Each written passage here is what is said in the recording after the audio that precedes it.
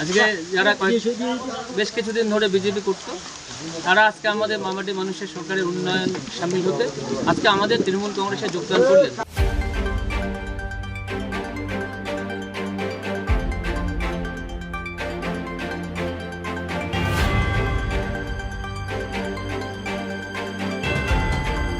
পঞ্চায়েত ভোটের দিনক্ষণ ঘোষণা হলেও ডুয়ার্সের চা বলয়ে দল বদলে হিড়িক শুরু হয়েছে। একদিকে বিজেপি যেমন শক্ত ঘাঁটি ধরে রাখতে মরিয়া, তেমনি শাসক দল তৃণমূল কংগ্রেস পঞ্চায়েত নির্বাচনে ভালো ফল করতে লাগাতার কর্মসূচি নিয়েছে। জেলায় নবগঠিত ক্রান্তি ব্লক কর্মসূচির নিরিখে অনেকটা এগিয়ে তৃণমূল, কেননা ক্রান্তি ব্লকে তৃণমূল কংগ্রেসের লাগাতার যোগদান চলছে। মঙ্গলবার সন্ধ্যায় বিজেপি ও সিপিআইএম ছেলে 9টি পরিবার তৃণমূল কংগ্রেসে যোগদান করে।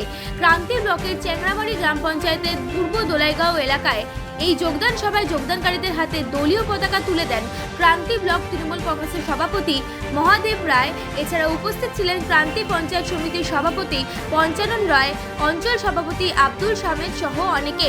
ক্রান্তি ব্লক তৃণমূল কংগ্রেসের সভাপতি মহাদেব রায় এ বিষয়ে বলেন, আমাদের ক্রান্তি ব্লকের অধীনে 6টি অঞ্চল মমতা বন্দ্যোপাধ্যায়ের উন্নয়নে অনুপ্রাণিত হয়ে প্রতিনিয়ত তৃণমূল কংগ্রেসে যোগদান চলছে। যেভাবে যোগদানে হিড়িক পড়েছে তাতে পঞ্চায়েত নির্বাচনে বিরোধীদের দেখা পাওয়া যাবে না।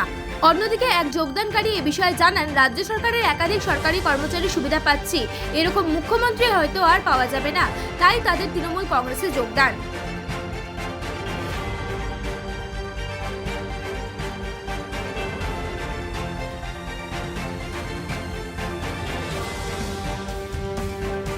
কারণ মমতা ব্যানার্জি যে উন্নয়নগুলো করছে এই উন্নয়নের মধ্যে লিপ্ত আমরা নিজেই মুই, কারণ মোর মেয়ে 5টা কন্যাশ্রী, রূপশ্রী এবং মুই কৃষক ভাতা, কৃষক বন্ধু এগুলা পায়া থাকো। এই জন্য মোর মন চাচ্ছে যে এরকম মন্ত্রী আর জীবনে হবে না, তবে এই পার্টিতে যোগদান দেওয়ার জন্য খুব আগ্রহী এবং যোগদান করলাম।